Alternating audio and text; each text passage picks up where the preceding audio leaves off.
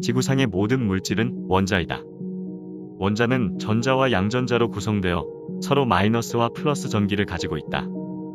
이들은 서로 끌어당기는 힘으로 진동이 발생하는데 이를 에너지 근원이라 부른다.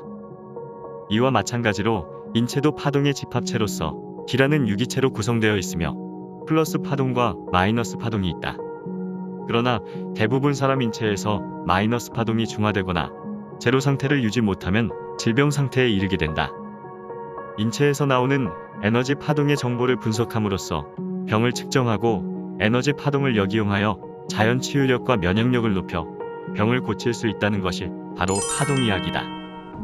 파동의학은 1920년에 로열 라이프 박사가 파동치료기로 고안해냄으로써 발전되었다. 그는 사람의 장기에는 보이지 않는 기, 즉 오라의 색깔을 통해서 살아있는 미생물을 찾아내는 현미경을 개발했다. 라이프가 고안한 파동치료기에 의하여 암바이러스인 미생물을 죽이는 실험으로 16명의 암 환자가 완치되었다고 한다.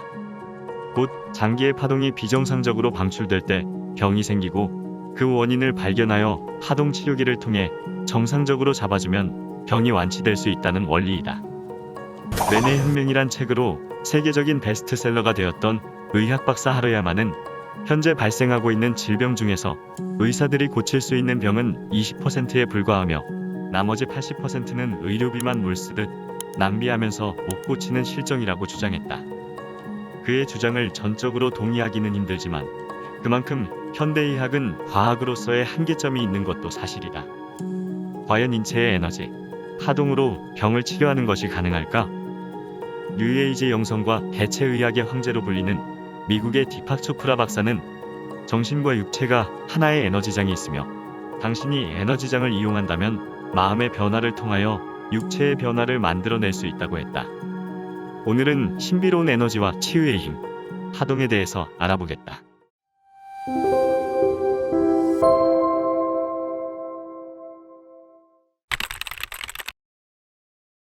세상의 모든 것은 에너지의 덩어리이다. 그리고 모든 에너지는 진동하는데 이것을 파동이라 한다. 빛이나 소리도 파동치고 돌이나 흙도 파동치고 있다. 인간의 뇌도 감정 상태에 따라 다양한 파동을 뿜어내고 인체의 각 장기도 고유한 파동을 가지고 있다. 혈액, 근육, 조직, 뼈, 심장과 간장 등 여러 기관과 조직도 각각 고유한 파동이 있다. 파동에는 정보가 실려 있으며 만물은 파동이라는 이름의 정보 에너지를 통해 서로 통신을 주고받는다. 사람의 마음이란 외부의 파동 에너지를 담는 그릇이다. 생각은 우주 공간에 존재하는 그와 같은 파동을 불러오게 되고 그 파동 에너지는 다시 마음에 담기게 된다. 마음에 담긴 이 파동 에너지에 따라 몸의 상태가 달라지고 또한 그것이 행동으로 나타나게 된다. 그래서 불평, 불만, 불신, 미움 등의 나쁜 감정을 갖게 되면 마음에 그런 파동 에너지가 생성되는 동시에 우주 공간에 있는 그와 같은 파동 에너지와 공명작용을 일으켜 그것은 다시 마음의 그릇에 담기게 된다. 따라서 어떠한 형태라도 병에 걸리면 우선 모든 생각과 의식을 긍정적인 방향으로 집중해야 한다. 그러면 좋은 파동 에너지가 온몸에 퍼지면서 나쁜 파동 에너지로 인해 생긴 물질이나 에너지들이 점차 소멸한다. 만물은 모두 고유의 생전기적 파동을 지니고 있다. 예를 들어 가공식품이나 캔에 들어있는 음식물은 0Hz, 신선한 음식은 15Hz, 신선한 화분은 20에서 27Hz의 진동수를 보인다. 그리고 건강한 신체의 정상적인 주파수는 62에서 68Hz인데 52Hz 이하에서 질병이 야기된다고 한다. 모든 질환도 고유한 파동을 가지고 있으며 상대적으로 낮은 파동의 질환은 더 높은 파동을 가진 물질에 의해 극복될 수 있다. 20세기 초 영국 런던에서 세균학을 전공한 내과 의사인 에드워드 바크 박사는 스트레스나 감정을 질환과 연관시켜 연구하면서 감정의 균형을 유지하는 것이 질환을 치료하는 중요한 열쇠라고 생각했다. 특히 그는 꽃에서 추출된 순수정제 오일들에는 그 물질의 정수를 담고 있는데 높은 파동의 균일한 진동파는 빠른 시간 안에 신속하게 적절한 주파수로 회복시켜주는 훌륭한 치료 도구임을 밝혀냈다. 인체의 각 장기는 각기 그들이 좋아하는 소리에 파동이 있다. 인체의 오장육부가 가진 고유의 성격과 색깔 및 소리는 동양 철학에서 말하는 오장육부와 오행기운의 상호관계를 보면 알 수 있다. 잠자기 전 편안하게 앉거나 침대에 누워 각 장기의 치유 소리를 최대한 부드럽게 내보자. 규칙적으로 5가지 치유 소리를 자기 몸에 전달하면 각 장부가 가진 부정적인 에너지를 몰아내고 좋은 에너지로 변형시킬 수 있을 것이다. 우선 편안한 자세를 잡고 눈을 감은 채 마음의 눈을 통해서 각각의 장기들을 인식해본다. 이때 자기 장기의 모습을 상상할 수 없다면 해부와 그림을 먼저 보고 장기들의 위치와 모양을 익히는 것도 좋다.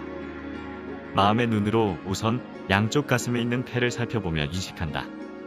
폐에게 인사도 하고 자신을 위해 묵묵히 일해줘서 고맙다고 말해보자. 담배를 피우는 사람은 미안하다는 말을 꼭 해주도록 한다.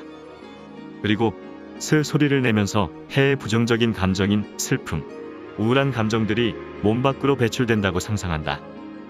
이런 방법으로 심장, 위, 비장, 간, 담의 순으로 천천히 실천해 보도록 한다. 치유 소리를 내는 것이 어색하고 힘들면 우선 마음의 눈으로 각각의 장기들을 인식해보자. 반복해서 하다 보면 몸 전체가 굉장히 편안해지고 깨끗해지는 느낌을 받을 것이다. 사랑이 담긴 터치는 건강한 파동을 불러들인다. 많은 사람들이 마사지는 전문 마사지실에서 전문가에게 받아야 효과가 있다고 생각한다. 물론 틀린 말은 아니다. 하지만 남편이 아내에게 또는 아내가 남편에게 그리고 부모가 아이들에게 해주는 따뜻한 마사지가 더 큰 효과를 내기도 한다. 가족끼리 주고받는 마사지에는 직업적인 전문가가 줄 수 없는 따뜻한 사랑과 애정이 듬뿍 담겨 있기 때문이다. 우리는 누구나 어렸을 때 이러한 치유의 에너지를 느껴본 적이 있을 것이다. 바로 배탈이 나거나 배앓이 할 때 엄마가 눕혀놓고 배를 만지며 불러주던 노래, 엄마 손은 약손이 그것이다. 일단 배 마사지를 하면 장운동을 촉진하는 1차적인 효과를 얻을 수 있다. 그리고 엄마 손이 약손이기 때문에 내 배를 꼭 낫게 해준다는 믿음의 효과도 얻을 수 있을 것이다. 이처럼 효과 없는 물질이나 약 성분을 이용한 치료가 환자에게 유리한 작용을 하는 것을 플라시보 효과라고 한다. 영국의 유명한 동물학자인 데스먼드 모리스는 사람들의 사랑 확인 절차가 동물들의 털 손질 행위에서 발전된 것이라고 주장했다. 인간은 서로의 몸을 손질해주면서 사랑의 감정을 뇌에 전달하는 것이라 볼 수 있다. 한편 엄마 손은 약손이라는 것이 과학적으로 효과가 입증되기도 했다. 영국의 과학 잡지 네이처에는 어머니의 따뜻한 손길이 자녀의 신경 조직을 자극해 정서적 안정과 신체 발육을 촉진한다고 보도했다. 어머니의 사랑이 담긴 신체적 접촉을 통해 사랑의 감정이 뇌에 전달되는 신경 조직이 인체에 있다는 것이다.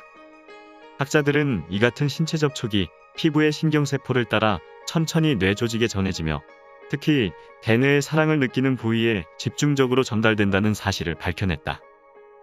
어쩌면 우리는 이미 누구나 훌륭한 치유의 에너지를 우리 안에 간직하고 있을지도 모른다. 단지 그것을 쓰지 않았을 뿐이다.